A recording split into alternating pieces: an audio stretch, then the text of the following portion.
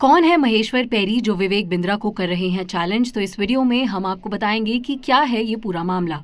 दरअसल social media पर दो मशहूर मोटिवेशनल स्पीकर और यूट्यूबर की लड़ाई चल रही है। मोटिवेशनल स्पीकर संदीप माहेश्वरी ने एंटरप्रेन्योर विवेक बिंद्रा पर घोटाले का आरोप लगाया है।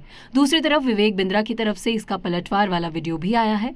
इस बीच विवेक बिंद्रा के खिलाफ अब करियर 360 के फाउंडर महेश्वर पैरी सामने आ गए हैं।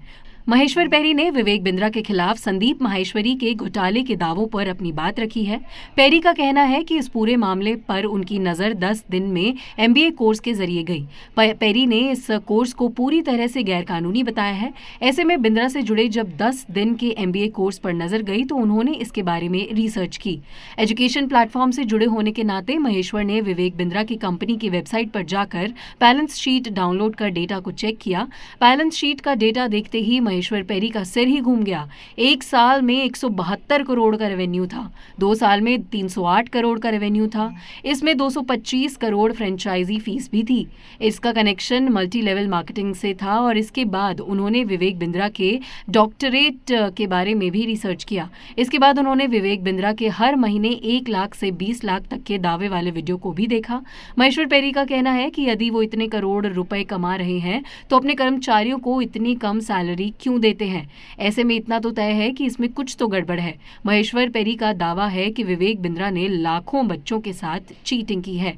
बता दें कि महेश्वर पैरी वो शख्स हैं जिन्होंने 2 दशक पहले IIPM और अरविंदम चौधरी के कथित धोखाधड़ी को दुनिया के सामने रखा था। उन्होंने IIPM बिजनेस स्कूल की रैंकिंग में, डेटा में और प्लेसमेंट रिकॉर्ड में गड़बड़ी का खुलासा किया था। इसके बाद IIPM कॉलेज को बिजनेस स्कूल रैंकिंग में शामिल करने को लेकर ब्लैकलिस्ट कर दिया गया था। 2005 में आउटलुक मैगजीन ने IIPM का सर्वे से बाहर कर दिया था। 2008 में पैरी ने आउटलुक में एक कॉलम लिखा था। इस कॉलम में बताया गया था कि कैसे शिक्षा का व्यवसाय छात्रों के लिए जहरीला होता जा रहा है। बिजनेस कॉलेज गलत डेटा रख रहे हैं, साथ ही फर्जी विदेशी गठजोड़ कर रहे हैं। उन्होंने IIPM का भी जिक्र किया था। इस आर्टिकल के बाद उन्होंने एक और कॉलम लिखा। पैरी के अनुसार समस्या केवल एक संस्थान तक ही सीमित नहीं थी, इसलिए उन्होंने निर्णय लिया कि वो किसी भी एक संस्थान के खिलाफ नहीं लिखेंगे।